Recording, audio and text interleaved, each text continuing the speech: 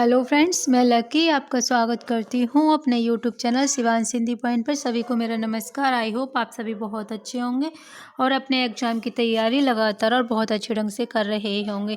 Friends, आज बहुत छोटा सा मॉक टेस्ट है, लेकिन काफ़ी महत्वपूर्ण है क्योंकि इसमें बहुत सारी चीज़ें डिटेल्ड भी हैं। तो क्लास को बहुत ध्यान से देखिएगा, ज़्यादा समय नहीं लेंगे, कोशिश करेंगे इसको बहुत जल्द से जल्द कंप्लीट किया जाए। आज का हमारा पहला प्रश्न है, जिंदगी और जोंक किसकी कहानी का संग्रह। Number 1 Mohan Rakesh, number 2 Kamleshwar, number 3 धर्मी भारती, नंबर 4 अमरकांत। तो जिंदगी और जोंक है अमरकांत का। प्रश्न हमारा 2 है, आकाशदीप के मुख्य पात्र हैं। नंबर 1 चंपा और बुद्रगुप्त, नंबर 2 चंद्रगुप्त और अलका, नंबर 3 अशोक और चारुमित्रा, नंबर 4 हरि और बुद्धा। तो फ्रेंड्स, आकाशदीप कहानी के मुख्य पात्र हैं चंपा और बुद्रगुप्त। प्रश्न हमारा 30 है, प्रेमचंद की कौन सी कृति अंग्रेजों द्वारा जब्त कर ली गई थी। नंबर 1 कायाकल्प, नंबर 2 सोजे वतन, नंबर 3 निर्मला, नंबर 4 इनमें से कोई भी नहीं। तो फ्रेंड्स, ये थी सोजे वतन। हमारा राइट आंसर हो जाएगा 2। प्रश्न हमारा 4 है, हिंदी में इनमें से कौन मनोविश्लेषणवाद के लेखक के रूप में प्रसिद्ध है। नंबर 1 जैनेन्द्र इलाचंद जोशी अज्ञेय, नंबर 2 इलाचंद जोशी अज्ञेय देवराज, नंबर 3 जैनेन्द्र अज्ञेय देवराज और नंबर 4 जैनेन्द्र इलाचंद जोशी देवराज। तो फ्रेंड्स, कौन कौन है इनमें? तो ये थे हमारे जैनेन्द्र इलाचंद जोशी, ये मनोविश्लेषणवाद त्रय के रूप में प्रसिद्ध हैं। बात करें जैनेन्द्र की, तो जैनेन्द्र की रचना है फांसी, वातायन, नीलम देश की राजकन्या, एक रात, दो चिड़िया, पाजेब, जयसंधि। किसकी हैं? जैनेन्द्र की। और इलाचंद जोशी की बात करें तो धूप रेखा, दिवाली और होली, रोमांटिक छाया, आहुति, खंडर की आत्माएं, डायरी के नीरस पृष्ठ, कटीले फूल, लचीले कांटे, ये सभी की सभी किसकी रचना है? ये हैं इलाचंद जोशी की। और अज्ञेय की प्रमुख रचनाएं हैं विपत्तिका, परंपरा, कोठरी की बात, शरणार्थी, जयदोल, ये तेरे प्रतिरूप, अमर बल्लरी, ये सभी हैं अज्ञेय की। तो हमने तीनों विश्लेषणवाद के जो लेखक रहे इनकी सभी रचनाएं करवा दी हैं। क्या कौन कौन आते हैं? जैनेन्द्र इलाचंद जोशी अज्ञेय। प्रश्न हमारा 5 है, भारतेंदु के अनुसार हिंदी नई चाल में कब ढली। नंबर 1 1880, नंबर 2 1875, नंबर 3 1873 और नंबर 4 1860। तो फ्रेंड्स, ये था भारतेंदु के अनुसार 1873 हिंदी नई चाल में ढली। भारतेंदु जी की ने कहा है और किसमें है? कालचक्र में है। प्रश्न हमारा 6 है, हिंदी का ऐसा कौन सा निबंधकार है जिसके ध्यान में लिखते समय बाण और दंडी रहा करते थे। Number 1 Ramchandra Shukla, number 2 Mahavir Prasad Dwivedi, number 3 Govind Narayan Mishra, number 4 Chandradhar Sharma Guleri. तो फ्रेंड्स, ये थे गोविंद नारायण मिश्र। इनकी प्रकृत विचार, विभक्ति विचार, कवि और चित्रकार इनकी रचनाएं हैं। प्रश्न हमारा 7 है, माखनलाल चतुर्वेदी कृत साहित्य देवता की गणना किस गद्य विधा के अंतर्गत आती है? साहित्य का देवता। नंबर 1 संस्मरण, नंबर 2 आत्मकथा, नंबर 3 निबंध भावात्मक, नंबर 4 रेखा चित्र। तो फ्रेंड्स, ये आती है निबंध, भावनात्मक निबंध। और माखनलाल चतुर्वेदी को क्या कहा जाता है? एक भारतीय आत्मा। प्रश्न हमारा 8 है, वैर क्रोध का आचार्य या मुरब्बा, यह कथन किस निबंधकार का है? नंबर 1 आज Hazari Prasad Dwivedi, number 2 Ramchandra Shukla, number 3 Mahavir Prasad Dwivedi, number 4 Shyam सुंदर दास। तो ये है रामचंद्र शुक्ल का कथन। प्रश्न हमारा 9 है, नाखून क्यों बढ़ती है किस विधा की रचना है? नंबर 1 एकांकी नाटक, नंबर 2 निबंध, नंबर 3 उपन्यास, नंबर 4 कहानी। तो फ्रेंड्स, ये है एक निबंध, नाखून क्यों बढ़ते हैं।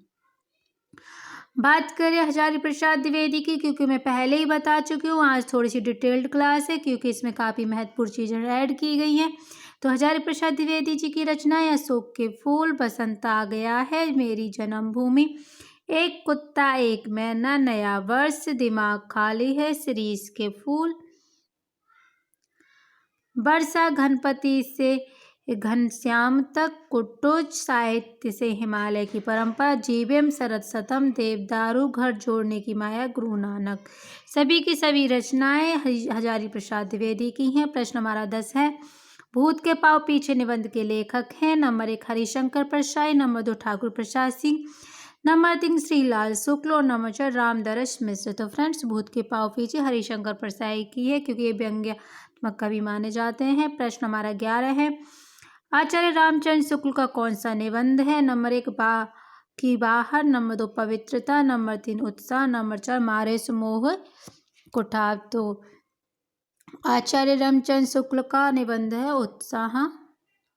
प्रश्न हमारा 12 है, ठलुआ क्लब निबंध संग्रह के लेखक हैं। नंबर 1 पद्मलाल पन्नालाल बख्शी, नंबर 2 गुलाब राय, नंबर 3 बेचन शर्मा उग्र, नंबर 4 आचार्य रामचंद्र शुक्ल। तो ठलुआ क्लब है गुलाब राय का। प्रश्न हमारा 23 है, कछुआ धर्म निबंध के लेखक हैं। Number 1 Madhav Prasad Mishra, number 2 Chandradhar Sharma Guleri, number 3 बाल मुकुंद गुप्त, नंबर 4 प्रताप नारायण मिश्र। तो फ्रेंड्स ये थे चंद्रधर शर्मा गुलेरी। प्रश्न हमारा 14 है, मजदूरी और प्रेम निबंध के लेखक कौन है? नंबर 1 बाबू गुलाब राय, नंबर 2 सरदार पूर्ण सिंह, नंबर 3 बालकृष्ण भट्ट, नंबर 4 पदम सिंह। तो फ्रेंड्स ये थे सरदार पूर्ण सिंह। प्रश्न हमारा 15 है, आदिकाल को वीरकाल की संज्ञा देने वाले कौन विद्वान थे? यानी वीरकाल किसने कहा है? नंबर 1 महावीर प्रसाद द्विवेदी, नंबर 2 आचार्य हजारी प्रसाद, आचार्य रामचंद्र शुक्ल, नंबर 3 आचार्य विश्वनाथ प्रसाद, नंबर 4 सुमन राजे। तो फ्रेंड्स महावीर प्रसाद द्विवेदी ने कहा है बीच वपन काल, आचार्य रामचंद्र शुक्ल ने आदिकाल कहा है या फिर वीरगाथा काल क्या है, लेकिन आचार्य विश्वनाथ मिश्र ने वीरकाल कहा है। सुमन राजे ने आधार काल माना है किसको? आदिकाल को। प्रश्न हमारा 16 है, हिंदी जाति का साहित्य किस विद्वान की रचना है? Number 1 Ramvilas Sharma, number 2 Jaishankar Prasad, number 3 Ramdhari Singh Dinkar, number 4 शांति प्रिय द्विवेदी। तो हिंदी साहित्य जाति का साहित्य रचना है रामविलास शर्मा की। रामविलास शर्मा की बात करें तो रामविलास शर्मा की प्रमुख रचनाएं हैं प्रेमचंद, भारतेंदु युग, निराला, प्रगति और परंपराएं, प्रगतिशील साहित्य की समस्याएं हैं, भारतीय सौंदर्य बोध और तुलसीदास। सभी की सभी रचना रामविलास शर्मा की हैं जो कि महत्वपूर्ण है। प्रश्न हमारा 17 है, भक्ति काल का नाम पूर्व मध्यकाल किस आचार्य ने दिया? नंबर 1 डॉक्टर नगेंद्र ने, नंबर 2 डॉक्टर रामकुमार वर्मा ने, नंबर 3 आचार्य हजारी प्रसाद द्विवेदी ने और नंबर 4 नंद दुलारे वाजपेयी ने। तो फ्रेंड्स ये थे आचार्य हजारी प्रसाद द्विवेदी। प्रश्न हमारा 18 है, नलिन बलोचन शर्मा के हिंदी साहित्य ग्रंथ का नाम है। नंबर 1 हिंदी साहित्य का इतिहास, नंबर 2 हिंदी साहित्य की भूमिका, नंबर 3 हिंदी साहित्य का इतिहास दर्शन, नंबर 4 हिंदी साहित्य का उद्भव और विकास। तो फ्रेंड्स ये था हिंदी साहित्य का इतिहास दर्शन। प्रश्न हमारा 19 है, बौद्ध धर्म के सिद्धांतों में देश की बदलती हुई परिस्थितियों ने जिन नवीन भावनाओं की सृष्टि की उन्हीं के परिणाम स्वरूप सिद्ध साहित्य की रूपरेखा तैयार हुई। सिद्ध साहित्य के बारे में इनमें से किसका कथन है? नंबर 1 रामकुमार वर्मा का, नंबर 2 श्यामल दास का, नंबर 3 कर्नल टॉड का और नंबर 4 गौरीशंकर हीरानंद ओझा का। तो फ्रेंड्स ये कथन था रामकुमार वर्मा का। प्रश्न हमारा 20 है, आचार्य शुक्ल ने रासो शब्द का संबंध किस शब्द से माना है? नंबर 1 रास से, नंबर 2 रहस्य से, नंबर 3 रसायन से और नंबर 4 रासक्ति से। तो फ्रेंड्स ये माना है रसायन से। फ्रेंड्स इससे पहली वाली क्लास में 1 या 2 क्लास पहले ही मैंने ये कराया था जिसमें हमें थोड़ा सा डाउट था, तो ये डाउट क्लियर करने की वजह से मैंने यहाँ ये प्रश्न ले लिया है। रासों का आचार्य रामचंद्र शुक्ल ने रसायन से संबंध माना है और रासों से नंद दुलारे वाजपेयी ने माना है। रहस्य से कविराज श्यामल दास ने और कवि प्रसाद जायसवाल ने माना है और रासक से हजारी प्रसाद द्विवेदी, नरोत्तम स्वामी, दशरथ शर्मा, माता प्रसाद ने माना है। तो रहस्य से किस किस ने माना है? कविराज श्यामल दास, कवि प्रसाद जायसवाल। रासक से माना है हजारी प्रसाद द्विवेदी, नरोत्तम स्वामी, दशरथ शर्मा, माता प्रसाद गुप्त और रासों से नंद दुलारे वाजपेयी ने और रसायन से रामचंद्र शुक्ल ने। प्रश्न हमारा 21 है, निम्नलिखित में से कौन सा कवि आदिकाल से संबंधित नहीं है? नंबर 1 विद्यापति, नंबर 2 अमीर खुसरो, नंबर 3 हेमचंद, नंबर 4 गद्दार भट्ट। तो फिर विद्यापति, अमीर खुसरो, हेमचंद तीनों ही आदिकाल से संबंधित कवि हैं, गद्दार भट्ट नहीं है। गद्दार भट्ट दक्षिण ब्राह्मण थे और तेलंग देश के आंध्र प्रदेश के हनुमानपुर से उत्तर भारत आए थे। प्रश्न हमारा 22 है, निम्नलिखित में से कौन सा कवि रासो ग्रंथकार नहीं है? Number 1 Vidyadhar, number 2 Shridhar, number 3 Bhattkeda, number 4 Jagni. तो फ्रेंड्स इनमें से कौन नहीं है? तो विद्याधर नहीं है।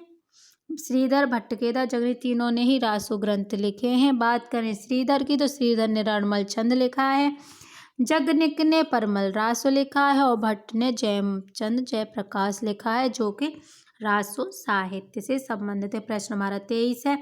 भक्ति रस का पूर्ण परिपक्व जैसा विनय पत्रिका में देखा जा सकता है, वैसा नहीं। यह कथन किसका है? नंबर 1 आचार्य हजारी प्रसाद द्विवेदी, नंबर 2 आचार्य रामचंद्र शुक्ल, नंबर 3 डॉक्टर नगेंद्र और नंबर 4 वियोगी हरि। तो ये है आचार्य रामचंद्र शुक्ल का कथन। प्रश्न हमारा 24 है। कृष्ण के साथ राधा की महानता संप्रदाय की विशेषता है। Number 1 Shri, number 2 Brahma, number 3 Rudra, number 4 सनकादि। तो ये था सनकादि संप्रदाय। फ्रेंड्स आज ये हमारा लास्ट प्रश्न है, थोड़ा सा टाइम कम था, थोड़ी दूसरी क्लास बनानी है, बड़ी क्लास बनानी है, टाइम की शॉर्टेज इस वजह से आज 25 प्रश्न ही कराऊंगी। आज के प्रश्न मैं कल की क्लास में करा दूंगी।